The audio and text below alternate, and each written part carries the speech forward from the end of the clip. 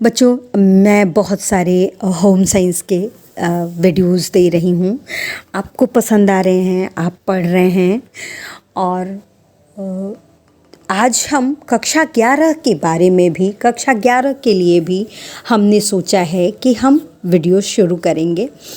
और आपको जिससे आपको इस लॉकडाउन में, ये इस समय जब स्कूल बंद हैं, तब आप अपनी पढ़ाई आसानी से कर सकेंगे।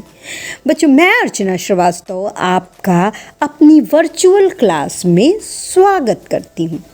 बच्चों, आज हम बात करेंगे, आप जब छोटे रहे होगे ना, 6, 7 या 8 में अथवा 9th और 10th में, किसी आप देखो पिछली सभी क्लासेस में आपको आपकी विज्ञान की शिक्षिका अथवा शिक्षक ने आपको सजीव और निर्जीव के बारे में बताया होगा।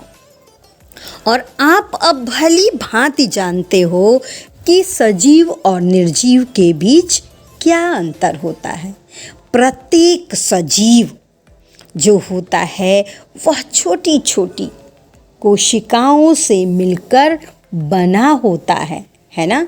जैसे मनुष्य है ना बेटा, मनुष्य का शरीर असंख्य कोशिकाओं से बना होता है।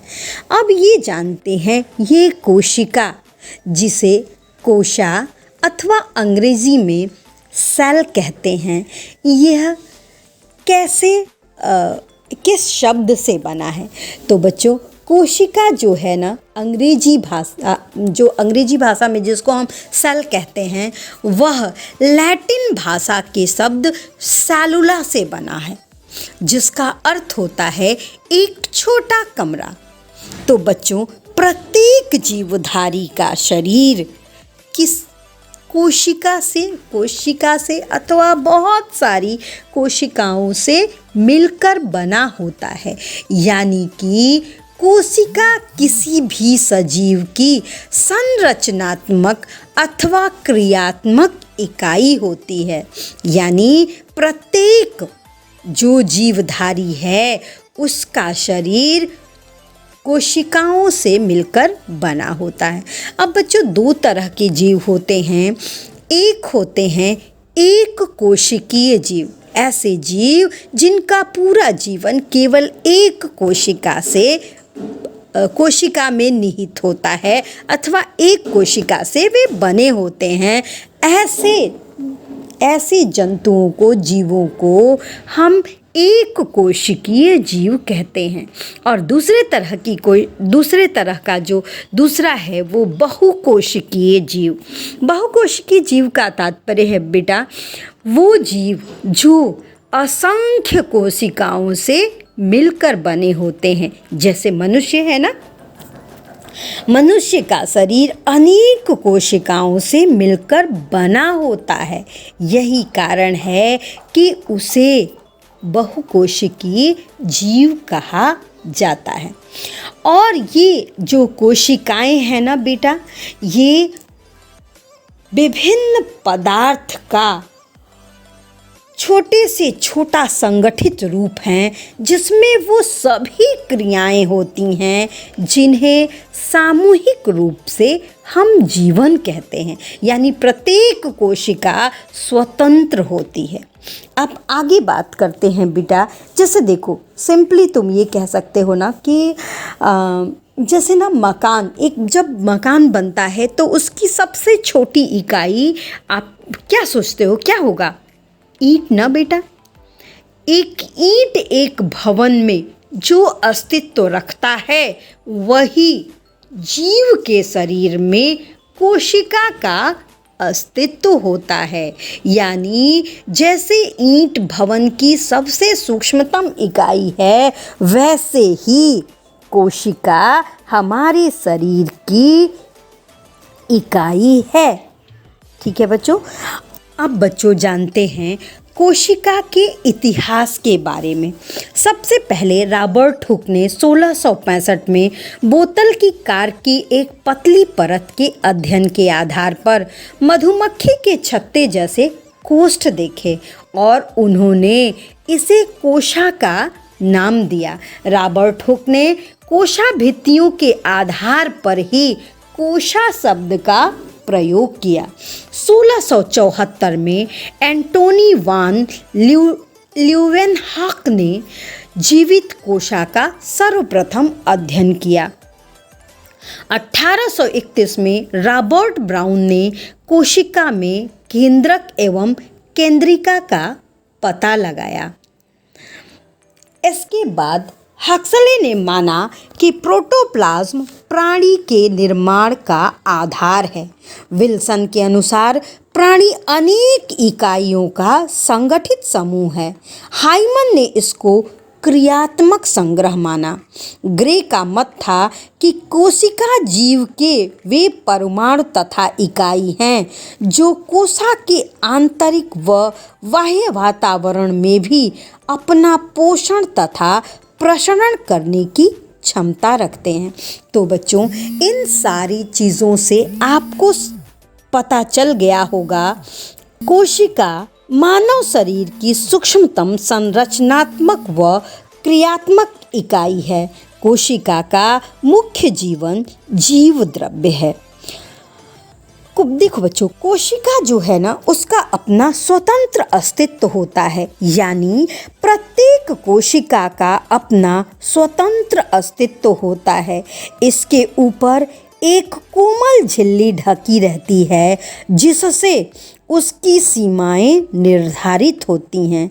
झिल्ली से ढके होने के कारण प्रत्येक कोशिका एक दूसरे से अलग होती है। अब जानते हैं कोशिका के वर्गीकरण के बारे में, है ना बेटा। कोशिका कई प्रकार की होती है ना। आप उसकी संरचना पे आप समझो ना कि एक जो एग होता है ना बेटा, वह भी क्या है, एक कोशिका है ना। तो जो कोशिकाओं की जो मूल रचना होती है वो लगभग एक सी होती है, परंतु आकृति, आकार एवं कार्य के अनुसार उसका निम्न भागों में वर्गीकरण किया जाता है। सबसे पहले आप बात करते हैं आपकी रक्त कोशिकाओं की। रक्त की कोशिकाएं जो होती हैं गोलाकार की होती हैं और रक्त कोशिकाएं दो प्रकार की होती हैं। पहली लाल रक्त कोशिकाएं, ये गोलाकार होती हैं और दोनों मध्य से कुछ चिपकी हुई होती हैं।